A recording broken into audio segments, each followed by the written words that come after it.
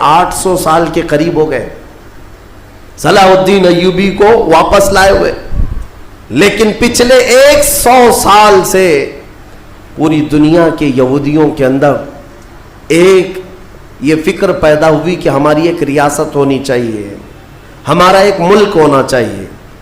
یہ مارے پوری دنیا میں پھر رہے تھے، ہٹلر نے ان کو مارا تو امریکہ میں چلے گئے، امریکہ میں مارے گئے تو برطانیہ میں گئے، برطانیہ سے فرانس میں گئے، جگہ جگہ یہ تھوڑے آباد ہوتے رہے۔ اور اس کے بعد پھر ان کے اندر ایک تحریک پیدا ہوئی 18ویں صدی عیسوی میں کہ تمہاری اپنی ایک ریاست ہونی چاہیے۔ تو ان کی اپنی ریاست، اتنا اپنا ملک چاہیے، کہاں؟ وہی مقدس زمین جو تمہارے باپ داداؤں کی ہے، کیونکہ یہودی یعقوب علیہ السلام کی اولاد میں اپنے آپ کو کہتے ہیں۔ تو اس سرزمین پر جانے کے لیے کوششیں کرتے رہے، لیکن فلسطین اس زمانے میں خلافت عثمانیہ کا حصہ تھی، جو ترکی کے بادشاہ تھے۔ ترکی کے انڈر میں فلسطین آتا تھا، تو وہاں پر ان کی مجال نہیں تھی۔ لیکن ہوا یہ کہ 1914 سے 1918 کے بیچ میں فرسٹ ورلڈ وار ہوئی، دنیا کی سب سے بڑی جنگ، پہلی جنگ عظیم، جس میں ترکیوں نے جرمنی کا ساتھ دیا اور ہار گئے برطانیہ انگلینڈ کے مقابل میں۔ تو ہارنے کی وجہ سے ہوا یہ کہ ترکی کی ساری خلافت ختم ہو گئی، خلافت عثمانیہ کے ٹکڑے ہو گئے۔ 50 ملکوں پر ان کی اکیلی حکومت تھی، سب ٹکڑے ہو گئے، ترکی کو سب ختم کر دیا گیا، خلافت ختم کر دی گئی۔ یہ 1920 میں خلافت ختم کر دی گئی، اور پھر برطانیہ انگلینڈ کے تسلط میں، اس کے قبضے میں فلسطین بھی آیا۔ یہ وہ زمانہ تھا جب ہمارا انڈیا بھی انگلینڈ کے انڈر میں تھا، ہمارا بھارت بھی۔ برطانیہ ہر ملک فتح کرتے ہوئے اپنے اندر لیتے جا رہے تھے، یہ انگریزوں کی عادت تھی۔ تو فلسطین بھی ان کے اندر میں تھا۔ تو اب ان لوگوں نے یہودیوں کے لیے ایک عام اعلان کیا، ڈکلیریشن آف بالفور کہا جاتا ہے، ایک بالفور اعلامیہ، جس میں اعلان کیا گیا کہ دنیا بھر کے جو بھی یہودی ہیں وہ ہجرت کر کے یہاں آئے، انہیں گھر دیا جائے گا۔ 1921 سے پھر فلسطین میں ایک چھوٹی سی بستی میں ان کو بسایا گیا۔ 4000 لوگ پہلے آئے، 4000 لوگ آئے، پھر یہ ہجرت کا سلسلہ چلتا رہا یہاں تک کہ 1947 میں ان کی آبادی 36 لاکھ کے قریب ہو گئی، 30-35 لاکھ سے بڑھ کر کے آگے بڑھ گئے۔ اور اس کے بعد پھر 1948 میں ان ظالموں نے اقوام متحدہ UN کی مدد سے یہ اعلان کر دیا پوری دنیا میں کہ اب یہ فلسطین نہیں ہے، اس کا آدھا حصہ اسرائیل ہے، یہ ہمارا ملک ہے۔ بات در حقیقت یہ تھی کہ UN میں، اقوام متحدہ میں یہ بل پاس ہوا تھا کہ یہودیوں کو بھی رہنے دیا جائے، مسلمانوں کو بھی۔ اس فلسطین کے 2 ٹکڑے کیے جائیں گے، ایک مسلمان فلسطین بنائیں گے اور ایک یہودی اسرائیل بنائیں گے۔ آج بھی یہ اقوام متحدہ UN کا یہ بل آج بھی موجود ہے، اقوام متحدہ سے یہ بل پاس ہوا۔ یہودی تو مان گئے، لیکن پورے عرب کے مسلمان اس کے خلاف تھے کہ عربوں کے بیچوں بیچ ایک یہودی ریاست کیسے قائم ہو سکتی ہے؟ یہ ہمارا مقدس معاملہ ہے، مقدس سرزمین سے ہمارا تعلق ہے۔ احتجاج کرتے رہے، لیکن ان یہودیوں نے مال کے ذریعے، عورتوں کے ذریعے سارے عرب ملکوں کے جو بادشاہ تھے ان تک اپنا تسلط جما لیا۔ کئی ایسے عرب بادشاہ ہیں جن کی بیویاں یہودی ہیں، ان کے گھروں تک یہ پہنچ گئے اور ان کو ایسا نیوٹرل کر دیا کہ اب وہ فلسطین کے بارے میں بات نہ کریں۔ ہوا یہ کہ اسرائیل تو بن گیا، لیکن آج تک فلسطین نہیں بن سکا۔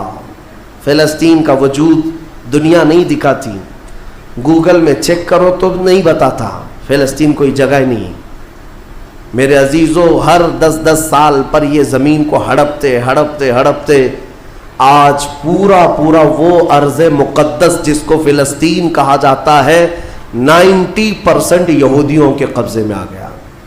اقوام متحدہ سے یہ بھی بل پاس ہوا تھا کہ آدھا کر لیا جائے، اسرائیل ایک ریاست، فلسطین ایک ریاست، لیکن بیت المقدس جو ہے، مسجد اقصی، وہ دونوں کے انڈر میں نہیں رہے گی، یہ اقوام متحدہ کے انڈر میں، یہ خود مختار رہے۔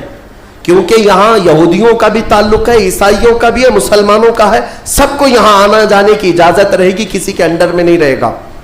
یہ پاس ہوا تھا. لیکن آج حالات یہ ہے کہ اس بیت المقدس کی دیواروں پر, دروازوں پر یہ وحشی ظالم اسرائیلی بندوق تانے آج بھی کھڑے ہوئے. یہ جسے اندر جانے دیں وہ جائے گا.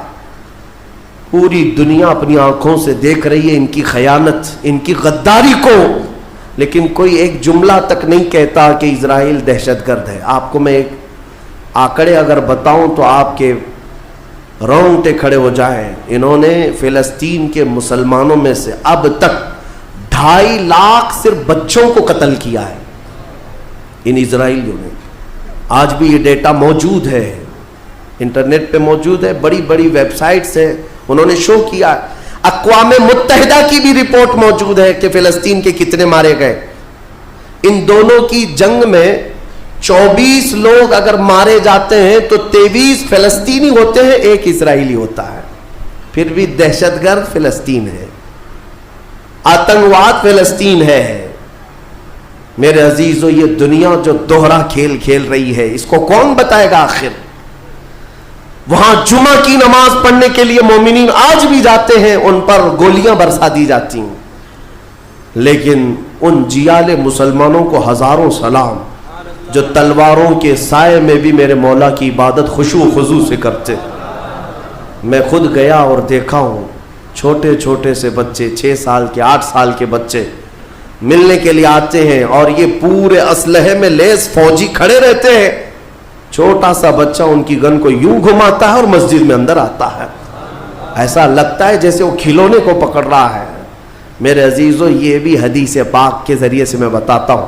میرے آقا صلی اللہ علیہ وسلم فرماتے ہیں میری امت کا ایک حصہ قیامت تک باطل سے لڑتا رہے گا, قیامت تک باطل سے لڑتا رہے گا, اور ان کی مخالفت کرنے والوں کا ان پر کچھ بھی اثر نہیں ہوگا, اور دنیا میں کوئی بلا بھی پھیلے تو اس جماعت پر کچھ اثر نہیں ہوگا. صحابہ نے پوچھا یا رسول اللہ آپ کی امت کا وہ حصہ کون ہے؟ میرے آقا فرماتے ہیں بیت المقدس کے آس پاس رہنے والے مومنین کی جماعت ہے. ان کی فضیلت میں میرے آقا نے فرمایا قیامت تک لڑتے رہیں گے, قیامت تک, اور ان کی خلاف کرنے والوں کا ان پر کچھ بھی اثر نہیں ہوگا. اور ہم دیکھ رہے ہیں ارے بڑی بڑی عمارتیں ایک بم سے گرا دیا, دوسرے دن ان کے آس پاس ان کی گاڑیاں بھی چل رہی ہیں, دکانیں بھی چل رہی ہیں, بازار بھی چل رہا ہے. کل رات کو فائرنگ ہوئی, 50 لوگ بیت المقدس سے اٹھا کر کے لاشیں لے گئے. دوسرے دن جا کر کے دیکھے تو عصر کے بعد عورتیں اپنے بچوں کے ساتھ روٹیاں سینڈوچ کھاتی ہوئی بیٹھی ہوئی ہیں. مطلب یہ ہے کہ نہ موت کا ان کے اندر خوف ہے, نہ ظالموں کے تسلط کا ڈر ہے. ہاں یہ بھی اللہ تعالیٰ کی طرف سے ہوتا ہے کہ مولا جب کسی کا دل کشادہ کرے تو بڑے بڑے پہاڑوں سے بھی انہیں ڈر نہیں لگتا. اور ایک حدیث میرے آقا صلی اللہ علیہ وسلم نے فرمایا کہ سید البقاع بیت المقدس سید الصخرۃ صخرۃ بیت المقدس. حضور نے فرمایا پوری روئے زمین کا سردار جو حصہ ہے وہ بیت المقدس کا حصہ, سردار حصہ. اور گنبدوں میں اگر سردار گنبد ہے تو بیت المقدس کا گنبد ہے, یہ میرے آقا نے فرمایا.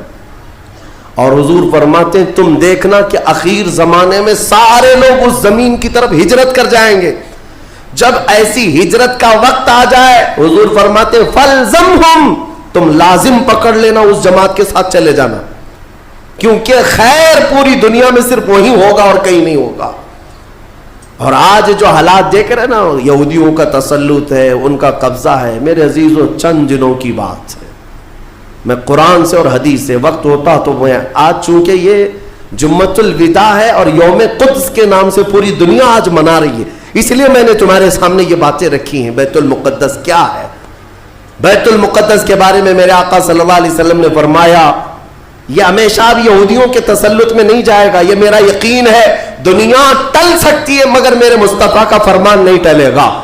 میرے آقا نے اگر فرمایا ہے تو وہ ہو کر رہے گا. حضور فرماتے ہیں خراسان سے ایک جماعت آئے گی, خراسان سے. خراسان یا افغانستان اور ایران کا کچھ حصہ ہے جس کو پرانے زمانے میں خراسان کہا جاتا تھا. میرے آقا فرماتے خراسان سے کالے جھنڈے لے کر کے ایک جماعت نکلے گی اور وہ اتنی تیزی سے بڑھتی ہوئی بیت المقدس کی طرف آئے گی کہ دنیا کی کوئی حکومت اور کوئی طاقت ان کا راستہ نہیں روک سکے گی، اور وہ جھنڈے سیدھے لا کر بیت المقدس پر گاڑ دیں گے. تنصب بإیلیا، میرے آقا فرماتے ایلیا یہ بیت المقدس کی سرزمین کو کہتے ہیں، جھنڈے وہاں گاڑ دیے جائیں گے. اور حضور اکرم صلی اللہ تعالی علیہ وسلم نے یہ بھی فرمایا جب تم دیکھنا کہ یہ یروشلم بیت المقدس دار الخلافہ بن جائے، دار الخلافہ کا مطلب راجدھانی، حکومت کرنے کی جگہ بن جائے، میرے آقا صلی اللہ علیہ وسلم فرماتے ہیں فقط دنت الزلازل والبلایا والامور، حضور فرماتے ہیں تو پھر دیکھنا بڑے بڑے زلزلے آئیں گے دنیا میں. جب یروشلم کو راجدھانی بنا دیا جائے دار الخلافہ، بڑے بڑے زلزلے آئیں گے دنیا میں، والبلایا اور بہت ساری بلائیں پھیلیں گی پوری دنیا میں. یہ وائرس یہ کنٹینیو آئیں گے، یہ مت سمجھنا کورونا چلا گیا، ہاں یہ سب اب کنٹینیو آنے والی ہیں بلائیں. پوری دنیا میں بلائیں پھیل جائیں گی اور اتنے بڑے بڑے معاملات ہوں گے جن کو تمہارے کانوں نے سنا نہیں ہوگا. حضور نے فرمایا. اور یہ دار الخلافہ سے کیا مراد ہے؟ محدثین نے اس میں الگ الگ بحثیں کی ہیں، لیکن میں آپ کو بتاؤں 2017 میں، ابھی 3-4 سال پہلے کی بات ہے، 5 سال پہلے ان یہودیوں نے اپنی راجدھانی ڈکلیئر کر دی، یروشلم ہے، بیت المقدس ہماری راجدھانی ہے، اور سارے سفارت خانے جتنے بھی ایمبیسی ہیں انہوں نے سب وہاں پر منتقل کرنا شروع کر دیا، اور بیت المقدس کی سرزمین کو اپنا کیپٹل سٹی بنانے کا اعلان کر چکے. اور میرے آقا کی حدیث صادق آ رہی ہے جب وہ راجدھانی بنے گی اب بڑے بڑے زلزلے ہوں گے اور پوری دنیا میں بلائیں پھیلیں گی اور بڑے بڑے معاملات ہوں گے. اور پھر اس کے بعد میرے آقا صلی اللہ علیہ وسلم فرماتے ہیں ایک دور ایسا آئے گا کہ اللہ ان کو ذلیل و رسوا کر کے اس زمین سے نکالے گا، اور ایک امام برحق کے جھنڈے تلے مومنین جمع ہوں گے. پوچھا گیا وہ امام برحق کون ہوگا؟ میرے آقا فرماتے ہیں وہ میری اولاد میں سے ہوگا، اس کا نام میرے نام پر ہوگا، اس کے باپ کا نام میرے باپ کے نام پر ہوگا، اور اللہ اس کو امام مہدی کی شکل میں بھیجے گا.